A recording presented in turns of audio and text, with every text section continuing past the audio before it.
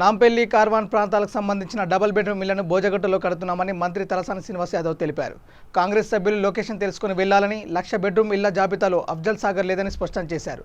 కాంగ్రెస్ నవ్వుల పాలవుతున్నారన్న మంత్రి కాంగ్రెస్ నేతలకు ఓట్లు ఎవరు వేస్తారని ఎద్దేవా చేశారు. 150 డివిజన్లో కాంగ్రెస్ పార్టీకి అభ్యర్థులు దొరకరని విమర్శించారు.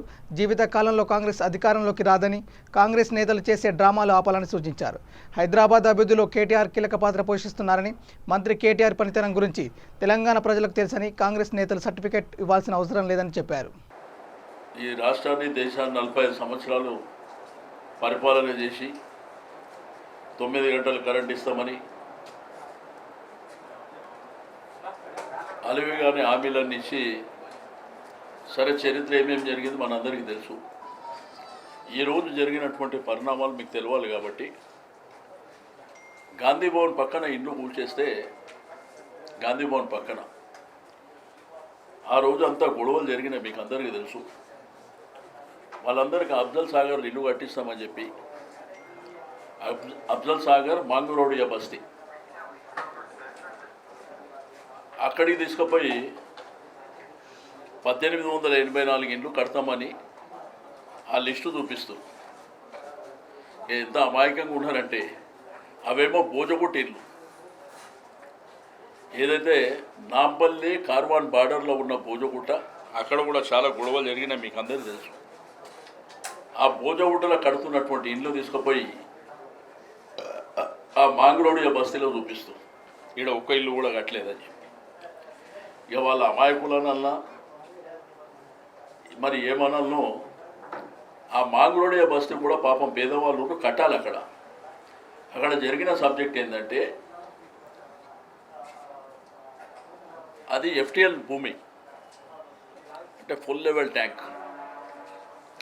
పాపం వాళ్ళు కూడా మాంగురోడియా వాళ్ళు పేదరికంలో ఉన్నారు, వాళ్ళకి ఇల్లు కట్టాలి. అయితే మీ అందరికీ కానీ సమాజానికి కానీ తెలిసేది ఏంటంటే, ఖాళీ ప్రదేశాలల్లో ఇల్లు కట్టడం పెద్ద విశేషం కాదు. హైదరాబాద్ సిటీలో, పూర్ సిటీలో ఇల్లు కట్టాలంటే వాళ్ళని అక్కడ నుంచి తీయాలనేదే పెద్ద టాస్క్ ఉంటుంది. హైదరాబాద్ సిటీలో కొంతమంది కోర్టుకి వెళ్తారు, కొంతమంది మా కుటుంబాలు పెద్దగా ఉన్నాయి, మాకు 4 కావాలి 5 కావాలనేటువంటి డిమాండ్ కొన్ని వస్తాయి. అవన్నీ పెద్ద టాస్క్తో కూడుకున్నటువంటి అంశాలు. ఫర్ ఎగ్జాంపుల్, హైదరాబాద్ సిటీలో స్వచ్ఛ హైదరాబాద్ అనే కార్యక్రమం పెట్టినప్పుడు ముఖ్యమంత్రి గారు అమాలి బస్తీ, ఇక్కడ మన సికింద్రాబాద్లో నా కాన్స్టిట్యున్సీ, అక్కడ సీఎం గారు 2 టైమ్స్ అక్కడికి వెళ్ళింది.